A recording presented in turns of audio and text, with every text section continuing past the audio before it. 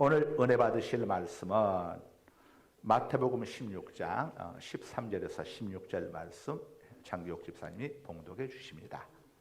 예수께서 빌립보 가이사랴 지방에 이르러 제자들에게 물어 이르시되 사람들이 인자를 누구라 하느냐 이르되 더러는 세례 요한 더러는 엘리야 어떤 이는 에레미야나 선지자 중에 하나라 하나이다.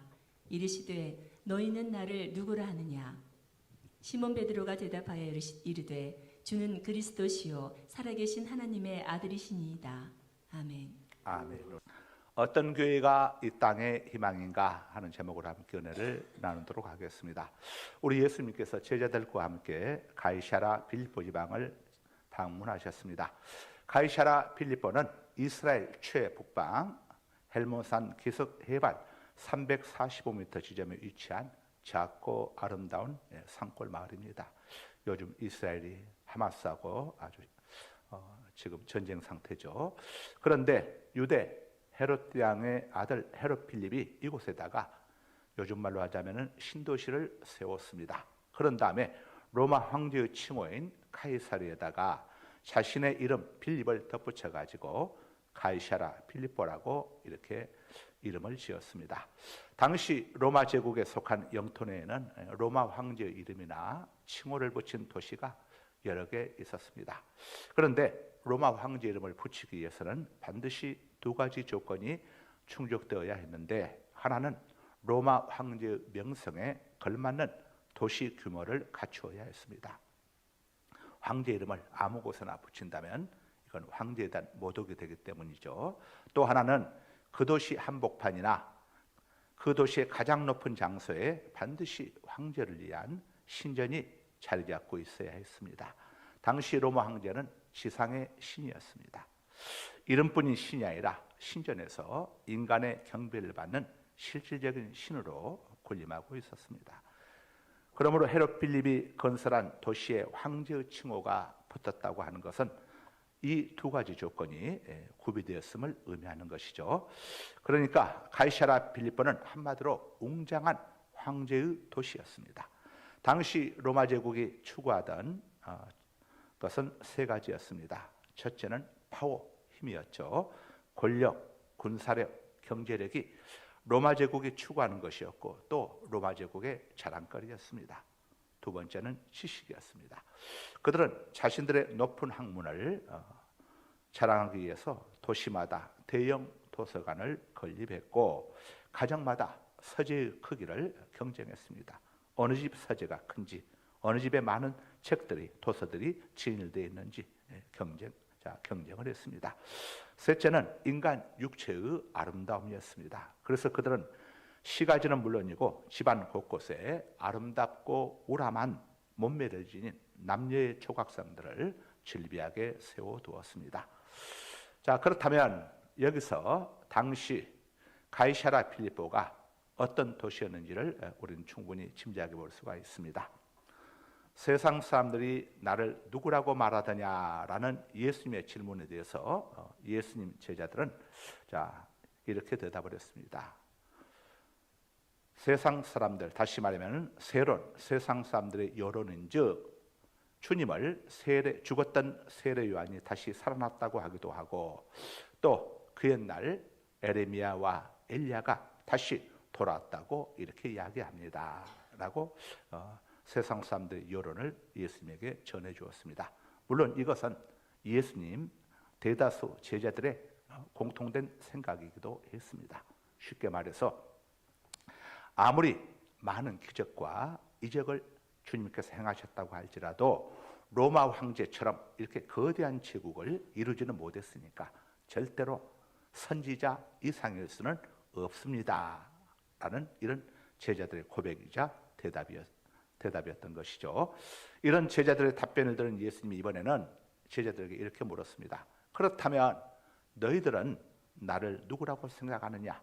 세상 사람들처럼 죽었던 세례 요한이 다시 내가 살아났다고 생각하느냐?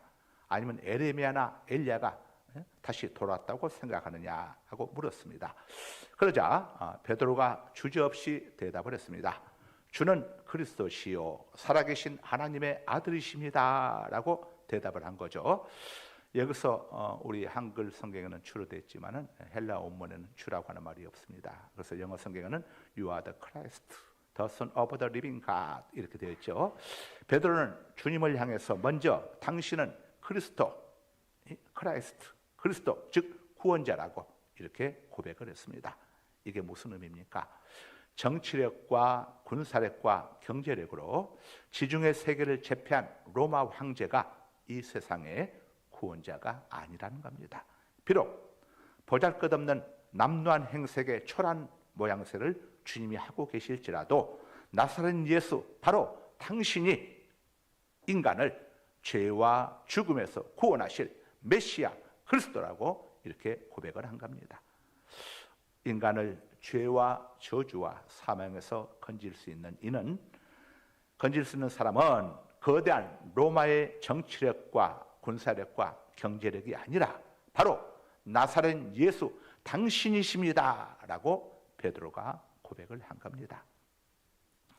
이것은 베드로만의 고백이 아니라 우리 예수님이 이 땅에 태어나시기 전에, 이 땅에 오시기 전에 이미 주의 천사 가브리엘 천사가 처녀 마리아와 약혼했던 요셉에게 알려주었던 사실이기도 합니다. 마태복음 1장 21절입니다. 아들을 낳으리니 이름을 예수라 하라. 이는 그가 자기 백성을 그들의 죄에서 구원할 자이심이라 하니라. 띄워주세요. 화면에 아들을 낳으리니 처녀 마리아가 아들을 임신을 했습니다. 이제 너희 약혼자 마리아가 아들을 낳을 것인데 그 이름을 예수라 하라. 그 예수는 자기 백성을 그들의 죄에서, 죄값은 사망이죠. 그들을 죄와 사망에서 구원하러 오실 분이시니라라고 가브리엘 천사가 요셉에게 알려주었습니다. 베드로는 계속해서 당신은 살아계신 하나님의 아들이십니다라고 또 고백을 했습니다. 하나님의 아들이라고 하는 것이 무슨 의미입니까? 사람의 아들은 사람이고 호랑이의 아들은 호랑이듯이 하나님의 아들은 곧 하나님이시다는 이야기입니다. 그러니까 로마 황제, 어마어마한 대제국을 이루한 로마 황제가 아무리 엄청난 대제국을 건설했다고 할지라도 베드로가 볼 때에 그는 인간 피조물에 불과하지만 나사렛 예수 당신은 비록 남루하고 초라한 행색을 하고 있을지라도 인간과 비교할 수 없는 하나님이시고 피조물이 아닌 창조주시다는 고백이었습니다. 이것 또한 주의 천사가 요셉에게 일찍이 알려줬던 사실이죠. 마태복음 1장 23절입니다. 보라, 처녀가 잉태하여 아들을 낳을 것이요 그의 이름은 임마누엘이라 하리라 하셨으니 이를 번역한즉 하나님이 우리와 함께 계시다 함이라. 그대로 띄워주세요. 보라, 처녀가 임신을 해서 아들을 낳을 것인데 그 아들의 이름은, 아들의 정체는 임마누엘이라. 이 임마누엘을 번역한즉 하나님이 우리와 함께 계시다 함이라. 하나님께서 당신이 친히 창조하신 피조물인 인간들과 함께 동거하기 위해서 이 땅에 오셨는데, 이 땅에 찾아오셨는데 바로 그분이 바로 당신이십니다라는 것이 베드로의 고백이었습니다. 다른 모든 제자들은 예수님을 인간 이상으로 보지 않았지만은 베드로는 성령에 감동되어 가지고 예수님이 하나님의 아들이시고 우리 인생들을 죄와 죽음에서 구원하실 유일한 구원자이심을 밝히 알고 고백했던 겁니다. 이 베드로의 고백에 여러분도 동의하십니까? 인정하십니까? 아멘이십니까? 이 고백은 아무나 할 수 있는 고백이 아닙니다. 이 고백을 할 수 있어야만이 예수님을 제대로 알고 믿고 정말 하나님의 자녀가 된 겁니다. 여러분들 속에 예수님이 하나님의 아들로, 하나님으로, 그리고 예수님만이 우리를 죄와 죽음에서 구원해 주실 유일한 구원자라는 사실이 깨달아지시고 이해가 되어지시고 믿어지시기를 주님의 이름으로 축복합니다. 깨닫는 분량만큼 은혜를 받게 됩니다.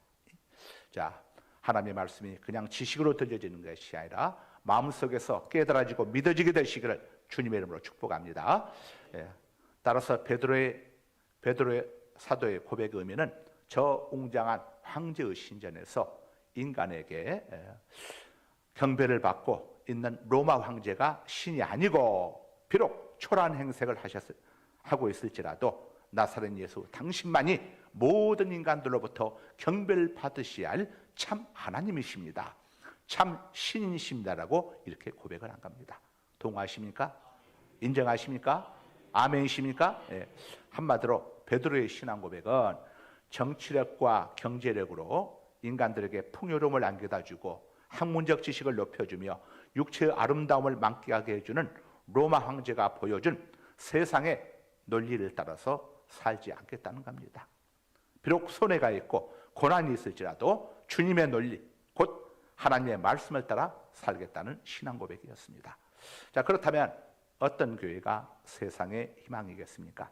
세상의 논리가 아니라 하나님의 논리에 점령당한 교회입니다. 다시 말하면 하나님의 말씀을 쫓아가는 교회가 바로 이 땅에 희망이 될 수 있다는 것을 우리에게 알려주고 있습니다. 왜냐하면 예수님은 곧 말씀이시기 때문입니다. 요한복음 1장 1절입니다. 태초에 말씀이 계시니라. 이 말씀이 하나님과 함께 계셨으니 이 말씀은 곧 하나님이시니라. 그대로 띄워주세요. 태초에 말씀이신 성자 하나님이 계셨느니라.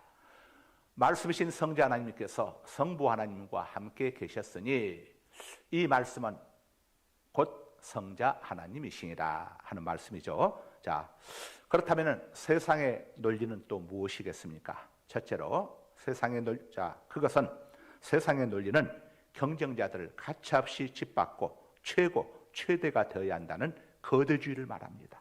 그래서 세상에서는 공생과 공존이 용납되지 않습니다.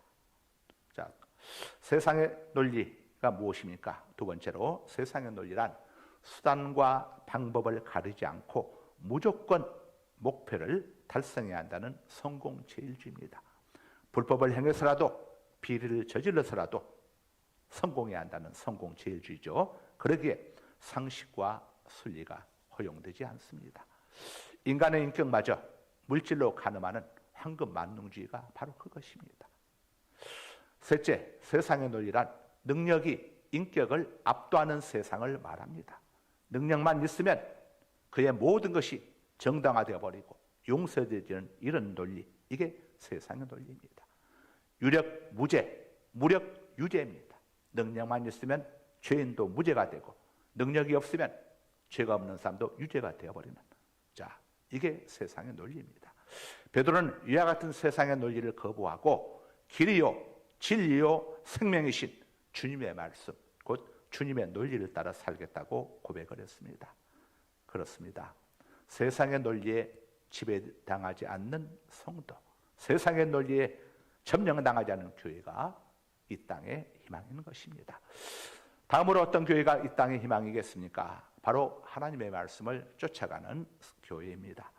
사람들은 정치, 경제, 사회제도, 교육개혁이 이 세상을 구원할 수 있다고 생각을 합니다. 그래서 정권이 바뀔 때마다 또 나라가 바뀔 때마다 끊임없이 정치개혁, 그다음에 경제성장, 또 사회제도 개혁, 교육개혁에 전력을 기울여 왔습니다. 그러나 세상을 구원하고 사람을 살리는 것은 이런 것들이 아님을 우리 이미 다 경험해 왔고 또 경험하고 있습니다. 최초의 인간이었던 아담과 하와가 타락한 이유가 사회 구조적인 문제나 낙후된 경제 환경에 있지 않았습니다. 그들이 살던 곳은 에덴 동산이었습니다. 그곳은 모든 것이 풍요로웠고 그들이 원하는 모든 것을 소유하고 있었습니다. 그러나 그들은 아무런 부족함이 없는 그 에덴 동산에서 타락하고 말았습니다. 이유는 오직 한 가지였습니다. 하나님의 말씀을 외면했기 때문입니다. 아담과 하와가 하나님의 말씀을 쫓아 살 때는 아무런 문제가 없었습니다. 그들의 삶엔 질서가 있었고 평화가 있었고 생명이 있었습니다. 그러나 하나님의 말씀을 외면했을 때에 모든 것이 삽시간에 문제투성이로 돌변하고 말았습니다. 그들의 삶은 어둠과 혼돈 그리고 무질서의 나락으로 떨어지고 말았습니다. 그렇다면 잃어버린 에덴의 삶, 신라곤의 회복은 어떻게 가능할 수 있겠습니까? 말씀을 외면함으로 낙원을 잃어버렸다면, 낙원에서 추방됐다면 이 문제를 해결할 수 있는 것은 당연히 말씀으로 돌아가는 것밖에 없습니다. 말씀의 회복밖에는 없는 겁니다. 하나님 말씀 앞에 바로 서면, 하나님 말씀 앞으로 바로 돌아오게 되면 모든 문제는 종식되고 에덴은 회복될 수 있습니다. 그래서 호세아 선지자는 호세아 6장 1절에서 오라 우리가 여호와께로 돌아가자. 그가 우리를 찢으셨으나 도로 낫게 하실 것이요 우리를 치셨으나 다시 싸매어 주실 것임이라 라고 이렇게 고백을 했습니다. 하나님 말씀으로 돌아가는 것만이 모든 것들이 회복되는 비결임을 성경이 우리에게 알려주고 있습니다. 1965년부터 1985년까지 20년 동안 미국에서 엄청나게 많은 사람들이 교회를 떠나갔습니다. 그 당시 미국 감리교단 한 교단 안에서만 6,000개 예배당이 폐쇄가 되고 200만 명의 교인이 교회를 떠나갔습니다. 그런데 1990년대에 들어서면서 교회를 떠났던 사람들이 다시 밀물처럼 교회로 돌아오기 시작했습니다. 미국 전역에서 무려 1,800만 명의 크리스천들이 교회로 되돌아온 겁니다. 썰물처럼 교회를 떠났던 교인들이 왜 갑자기 밀물처럼 교회로 돌아왔겠습니까? 물질의 부유함과 풍요로움 속에서 아무 부족함이 없이 살게 된 미국인들은 교회의 필요성을 크게 느끼지 못했습니다. 가난하고 힘없는 사람들이나 찾는 곳이 교회인 줄 알았습니다. 그리고 교회를 떠났는데 그들의 자녀들에게서 엄청난 문제들이 일어나기 시작했습니다. 그들의 자녀들이 아무런 보호장치가 없는 그들의 자녀들은 마약과 섹스 그리고 폭력 등의 거대한 악 속에 그들은 함몰되어 갔습니다. 학교도 정부도 그들의 자녀들을 전혀 보호해주지를 못했습니다. 세상의 악한 파도로부터 자녀들을 보호해줄 수 있는 유일한 보호자는 하나님의 말씀밖에 없구나 하고는 사실을 부모들이 그때 비로소 깨닫기 시작했습니다. 그래서 우리 아이들을 하나님의 말씀으로 가르쳐야만이 부모가 바라보지 않는 곳에서도 또 우리 아이들이 어느 곳에 있을지라도 하나님을 의식하고 하나님의 말씀을 기억할 때에 그들이 죄악에 물들지 아니하고 바로 죄를 떠난 그런 삶을 살아갈 수 있을 것이라고 부모들이 생각을 하게 된 겁니다. 우리 아이들 마음속에 하나님의 말씀이 있어야만이 그 말씀이 우리의 자녀들을 모든 혼란과 흑암과 세상의 유혹으로부터 지킬 수 있겠구나 하는 사실을 부모들이 비로소 깨닫게 된 겁니다. 그래서 다시금 그들이 교회로 돌아오게 되었습니다. 이 사회의 모든 혼란과 흑암을 물리쳐 줄 수 있는 곳은 교회밖에 없습니다. 학교도 나라도 해결해 줄 수가 없습니다. 교회 안에는 만물을 창조하신 창조의 말씀, 모든 무질서를 바로잡아주는 질서와 생명의 말씀이 선포되는 곳이 바로 교회이기 때문입니다.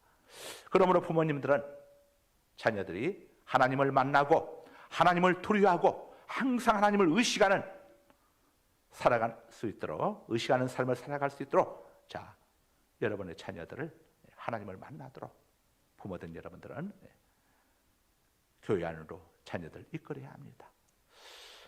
그러기 위해서는 무엇보다도 먼저 여러분의 부모된 여러분들이 하나님의 말씀을 믿고 하나님의 말씀을 듣고 하나님의 말씀을 쫓아 사는 것이 중요하지요.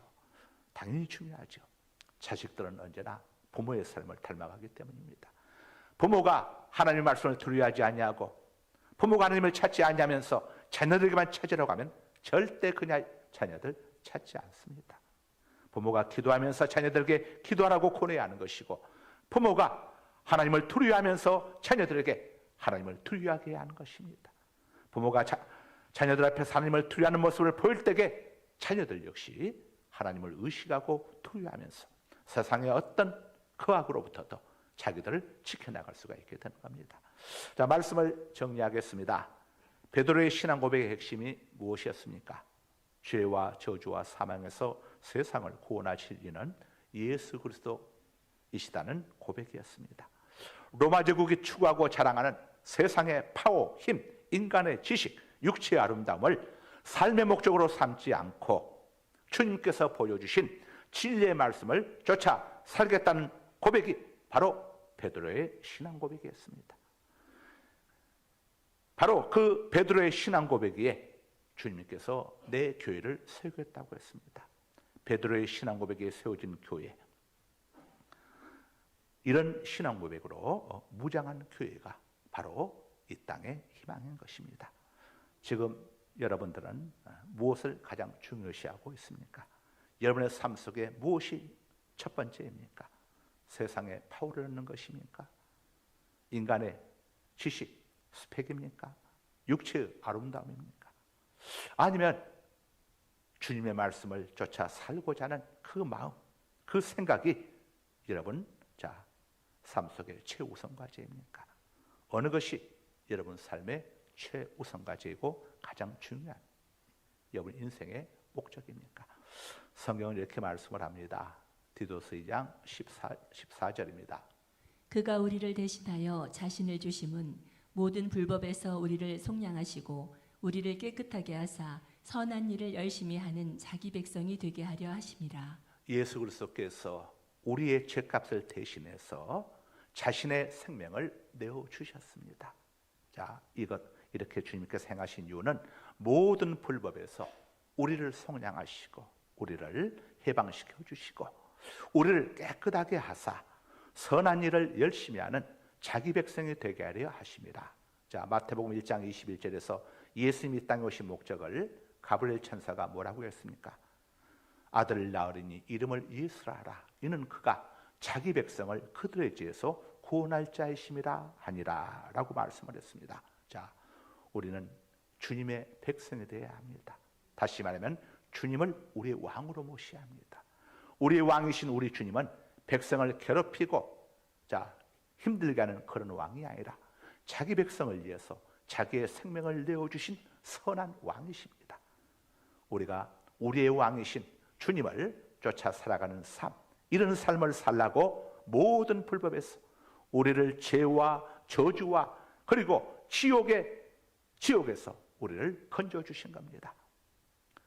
우리가 진정 예수님을 그리스도로 믿고 예수님을 왕으로 모시고 살아가겠다고 하는 주님의 백성이 되고자 한다면 우리는 선한 일을 열심히 하면서 하나님의 백성, 주님의 백성으로 살기로 우리 인생의 목적을 우리가 다시금 궤도 수정해야 합니다.